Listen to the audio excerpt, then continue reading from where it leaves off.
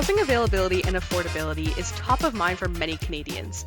In the recent federal budget, the government outlined their strategy to unlock 3.87 million in new homes by 2031. These accelerated goals present many challenges and opportunities for municipalities, developers, and city planners. To help us understand how mapping technology can help these stakeholders make informed housing and planning decisions, we are joined by Erin Morrow. He is the co founder of the Ratio.City platform and is now the director of products for Ratio.City, a division of Esri Canada. Erin, welcome to the podcast. Thanks, Mark. Thanks, Maggie. It's nice to be here. Oh, no, it's our honor to have you here because there's a lot going on in terms of housing and Ratio.City and all the things that you're working on. But just to begin, we're really curious about sort of the backstory behind Ratio.City. So you are one of the co-founders of the platform, and we're really interested in sort of the genesis of how you developed this and how you got to where we are today in a partnership with Esri Canada. Right. So my co-founder and I, Monica, we've known each other for quite a long time. We met in university years ago, and we've kept in touch over the years. We sort of had slightly divergent paths. We met in architecture school. Monica actually went on to become an architect. I went to work for an engineering firm, doing a whole range of things. But the thing that we both had come to realize in our respective careers was that availability of data was a real problem across the industry. In my experience, when I was doing consulting work, 50-60% of time would be spent just gathering data or coming up with assumptions that were acceptable to everyone, because often the data didn't really exist for what you were trying to do. And so we thought that there was a real opportunity to try and come up with a solution for this, try and provide the data that people in the urban planning space needed to make better decisions about all kinds of things, whether it's housing or transportation or anything else. There was clearly an opportunity in the marketplace, and we started Ratio.City with the goal of meeting that opportunity. So here we are. Yeah, it's very exciting to have you here now, part of the Esri Canada family. So welcome, and thank you for sharing your technology with us. Because it's so new to us, and it's probably new to a lot of our listeners as well, we really just want to know from you, what is your sort of elevator pitch of Ratio.City? If you're explaining it to us noobs, what is it that your tool can do and people can use it for? Right.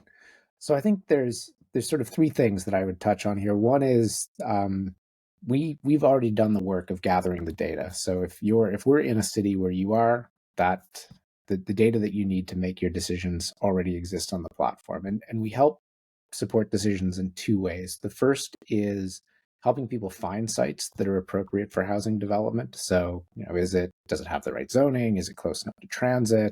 What are the public amenities around it, parks, all that kind of stuff? All that data is there, and we have a quite powerful search capability that allows you to go through and find parcels of land that meet your criteria for whatever your development thesis happens to be.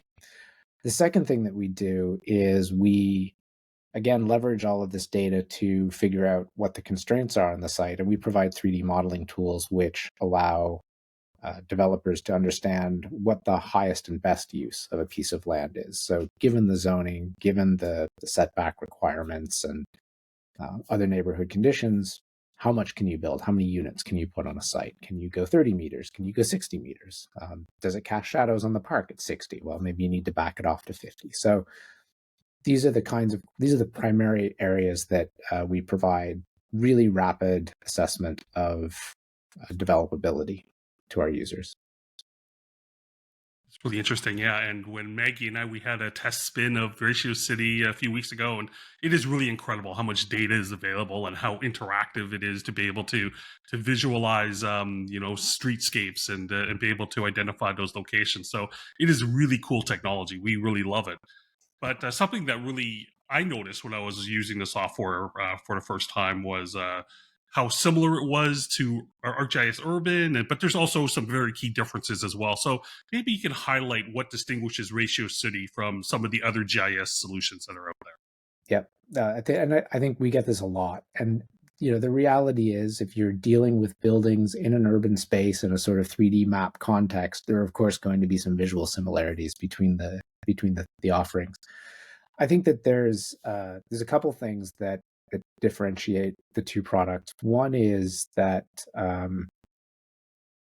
ArcGIS Urban is, as I understand it, is more geared towards sort of neighborhood and sort of whole town planning. So being able to do district level assessments of things. Well, what if we change the mix of commercial and residential, and do we go higher and lower here? And how does that development get distributed across a broader area of land?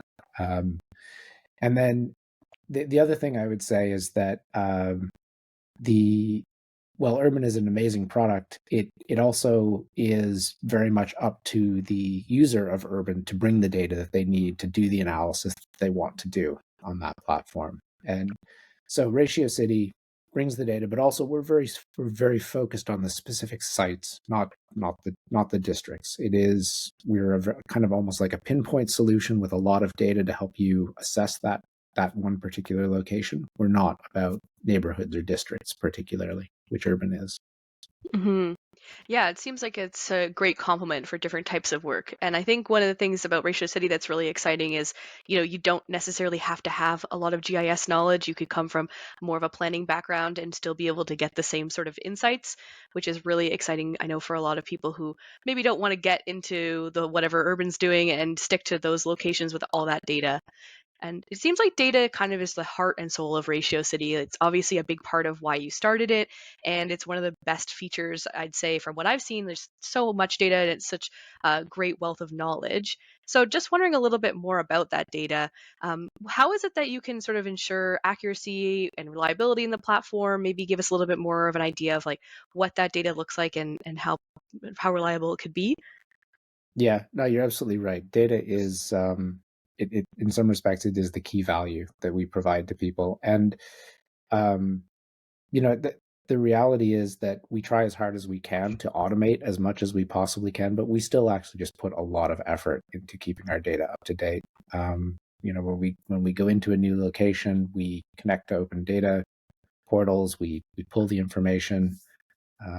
Again, we automate where we can, but in a lot of cases, planning data is not particularly well digitized to begin with, and we actually invest a fair bit of staff time in making sure that the data is digitized and is available for our analysis tools to consume.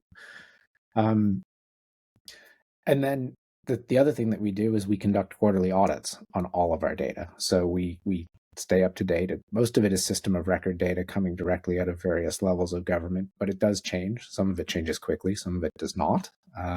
But we check regularly, and when it needs to be updated, we update it. So yeah, we take the reliability of data very seriously, and I think our customers really appreciate that they Hmm. not only is it all in one place, they can be comfortable and confident that the data that they find on Ratio.City is up to date and is reliable. Um, just one other thing I would like to mention is that it's not just about collecting all the data; it's also about organizing it in a coherent way. And so we've done a lot of work. In particular, our director of technology, Siva, has done a lot of work coming up with a system that organizes data such that you know things which seem the same, like transit systems or whatever, can be described the same way regardless of geography. So it doesn't matter if you call it a subway or you call it an underground or whatever, that it is underground heavy rail. And our system sort of understands the fundamental concepts of the systems that make up the urban environment. And when we bring the data in, those concepts get attached to the data so that our tools can work regardless of what location and regardless of what labels you're putting on the data. Yeah, that's a really good point. Yeah, it's, we have SkyTrains in Vancouver. You've got Exactly. subways in Toronto. Exactly. Exactly. So to have sort of that common terminology, it's really important. Yeah. So And yeah, it's thanks even for pointing that weirder out. when you get into policy and zoning and all that stuff. So transit's actually an easy example. You work with a number of different organizations Yeah. that take advantage of Ratio.City. So maybe if you could provide us some real world example or case study of how organizations have utilized Ratio.City.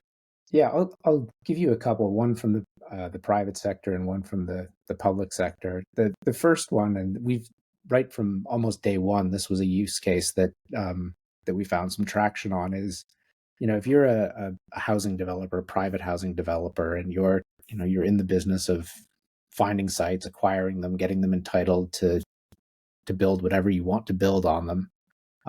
You're in a fairly high risk game, and they opportunities come across their desks all the time. Brokers call them and like, oh, I've got this property. It's worth, they want to sell it for however many millions of dollars. And what our private sector customer will do is they'll look at the site on Ratio.City and they'll be like, that's ridiculous. We'll never be able to build enough building on that site to pay that amount of money. Or, oh, actually, there's one down the street, which is not too dissimilar. So yeah, let's talk. So, just as a way of really quickly filtering what constitutes a good opportunity and a bad opportunity, Ratio.City's been used for that since day one. The other one that we see that we think is really interesting is when we have public sector organizations that that manage property portfolios for cities or transit agencies or whatever. They often have surplus land, or they're encouraged by their parent government to make land available for housing development, and so they will actually upload their portfolio of land to Ratio.City and then use all the data on our platform to figure out what the best opportunities are for them to divest and provide opportunities for housing development. So those are two that I think are really interesting and have clearly providing some value and speed to the overall process. Yeah, definitely. It's great to hear about how people are using it because, Mark and I are pretty far outside of the development world, but it's obviously there's a lot of different ways that it can be used and it's a very valuable tool. So thanks so much for sharing it with us today. Before we let you go, we always ask our guests if they could just tell us, not everyone always remembers everything we say, but if there's three things that people should remember or keep in mind when they're thinking about Ratio.City, what are the three takeaways that you want to make sure that people take home with them today?